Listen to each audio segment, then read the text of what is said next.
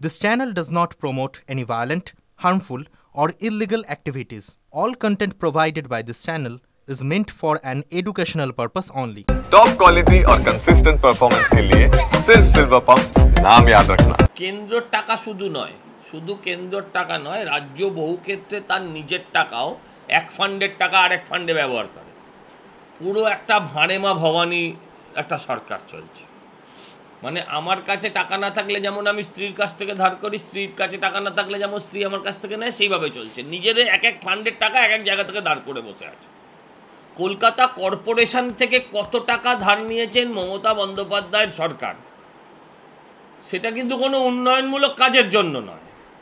সেটা হচ্ছে ওই কি ইন্ডোর স্টেডিয়ামে গিয়ে মমতা বন্দ্যোপাধ্যায় দুর্গাপুজো নিয়ে ভাষণ দেবেন, তার জন্য প্রত্যেকবার 1 কোটি টাকা করে খরচা হয়। 14,100 দিনের কর্মচারী যারা 202 টাকা 303 টাকা মাইনে পায়, তারা আজকে 3 মাস করে মাইনে পায়নি। পুরো এই কেন্দ্রীয় প্রকল্পের টাকা তুলে সুদে খাটাচ্ছে, সেই সুদ দিয়ে কোনো রকমভাবে সরকার চালাচ্ছে। এবার হয়তো এরা কাবলিওয়ালাকেও টাকা দেবে। এই সরকার হয়তো সরকার চালাতে চড়া সুদের আশায় কাবলিওয়ালাকেও টাকা দেবে, ধার দেবে। যেদিন কেন্দ্রীয় সরকার টাকা দেওয়া বন্ধ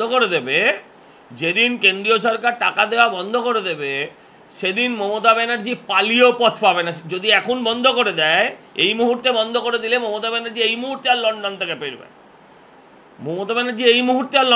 ফিরবে না। যে প্রকল্পের হিসেব দেয়নি, শুধু সেই প্রকল্পের টাকাই বন্ধ হয়েছে। তো ভাই, এটা তো সিস্টেম। আপনি টাকা নেবেন, হিসেব দেবেন না। আপনাকে মা বাজারে পাঠালে, বাবা বাজারে পাঠালে, বাবাও হিসেব চায়। আর এটা তো মমতা ব্যানার্জি বাপের টাকা নয় যে হিসেব চাইবো না চাইবো সেটা আমার ইচ্ছে। এটা সরকারি টাকা, হিসেব দিতেই হবে।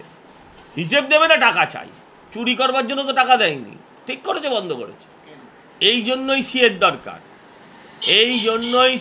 দরকার।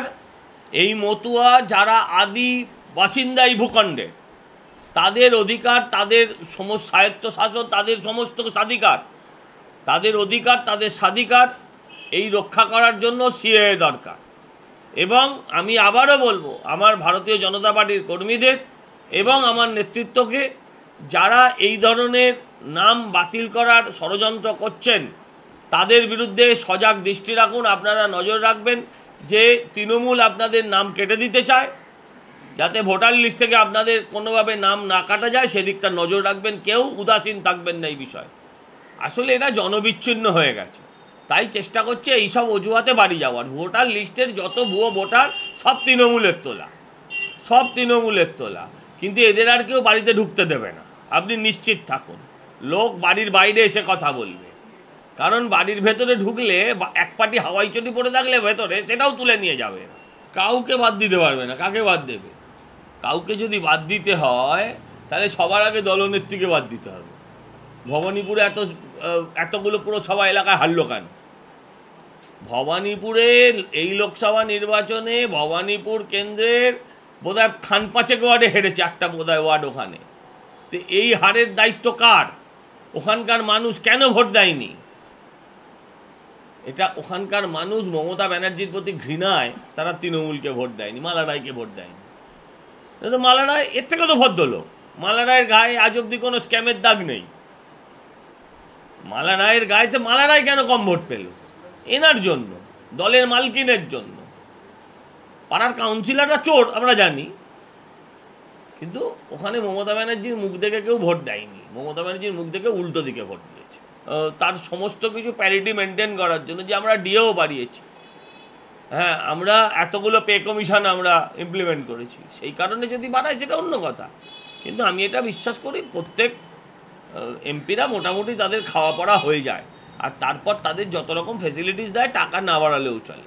মমতা ব্যানার্জি দেখেছেন, আমি একটা কেন করব, ডবল পেনিট্রেশন চাই আমার, একটা লোককে দিয়ে 2টো ভোট দেওয়াবো, তাই হচ্ছে।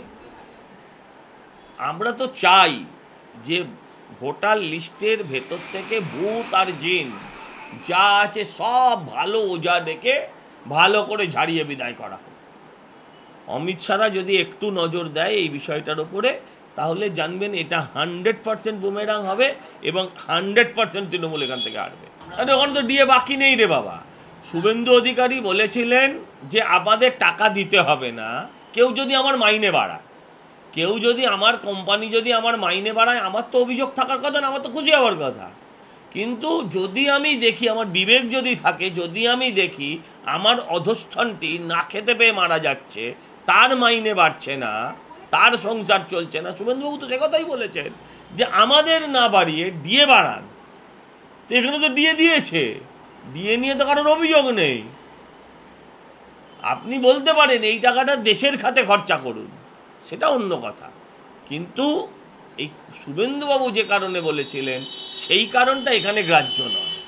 কারণ এখানে ডিএ নিয়ে কোনো সরকারি, কেন্দ্রীয় সরকারি কর্মচারী কারোর কোনো অভিযোগ নেই, মাইনে বাড়ানো নিয়ে, পে কমিশন নিয়ে কারোর কোনো অভিযোগ নেই। তো সেক্ষেত্রে আপনারা এই কথা বললে কী লাভ?